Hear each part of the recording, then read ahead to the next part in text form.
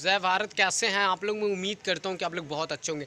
जैसे कि आपको साथियों बता देना चाहता हूं कि सहारनपुर के अंदर भाई चंद्रशेखर आज़ाद जी गए थे अपने पार्टी का जो भी चीज़ करने के लिए, वो उद्घाटन करने के लिए, अपने कार्यालय का उद्घाटन करने के लिए। आपको बता दूं कि 500 से ज़्यादा लोगों के ऊपर मुकदमा दर्ज किया गया। और सबसे पहली बात तो ये है कि भाई जो चंद्रशेखर आज़ाद जी हैं, एक तरीके से वो पॉलिटिक्स में भी आ गए हैं और दूसरी तरफ से वो अपना एक ग्रुप भी चलाते हैं, मतलब वो भीम आर्मी भी अपना वो चलाते हैं। तो साथियों, आपको बताना चाहता हूं कि अगर किसी नेता के ऊपर अगर कोई मुकदमा लगता है और कोई चीज़ होता है तो उससे किसी नेता को फ़र्क नहीं पड़ता। फ़र्क उन लोगों को पड़ता है जो लोग गरीब तबके के लोग होते हैं। मान लीजिए अगर कोई अगर गरीब है, कोई अगर विद्यार्थी है, अगर वो किसी समाज की बातों को लेकर और कहीं पे वो चला गया धरना प्रदर्शन देने के लिए, कुछ देने के लिए वहाँ पर वो पहुँच गया, क्योंकि सरकार भी हम लोगों के खिलाफ़ है, बहुजन समाज के सरकार भी खिलाफ़ है और प्रशासन भी खिलाफ़ है। तो आपको बता दूं कि इस तरीके से जो भी होता है तुरंत मुकदमा दर्ज कर दिया जाता है।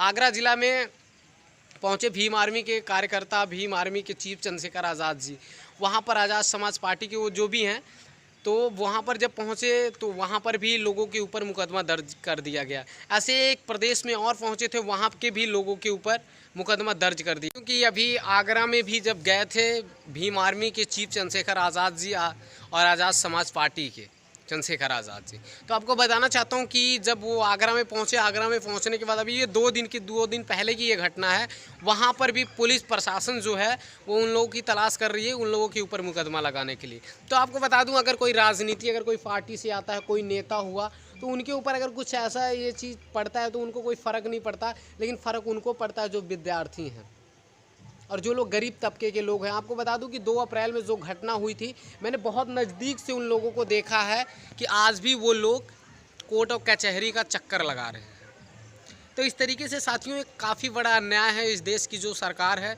ये बहुजन समाज के लोग दिन प्रतिदिन बहुजन समाज के लोगों के ऊपर इस तरीके से अत्याचार करती है, और इसलिए करती है। आपको बता दूं कि सबसे पहले कभी आरक्षण की बात करते हैं, तो कभी संविधान की बात करते हैं, छेड़छाड़ करने की बात करते हैं, कभी संविधान से छेड़छाड़ करने की बात करते हैं, कभी आरक्षण से छेड़छाड़ करने की बात करते हैं। तब हमारा बहुजन समाज है जो एकत्रित होता है, उसके बाद जब रोड पर निकलता है तो उनको पूरा मौका मिल जाता है साथियों मुकदमा दर्ज करने का। तो उसके बाद जब मुकदमा दर्ज हो जाता है, तो आपको बता दूं कि जब तक सरकारी जो मुकदमे होते हैं, जब तक सरकार उसको वापस नहीं लेगी, सरकारी गवर्नमेंट के द्वारा जब तक नहीं वापस होता है, तब तक वो चीज़ नहीं ख़त्म होगा। कई मुकदमे ऐसे होते हैं साथियों कि 20-20 साल चलते रहते हैं।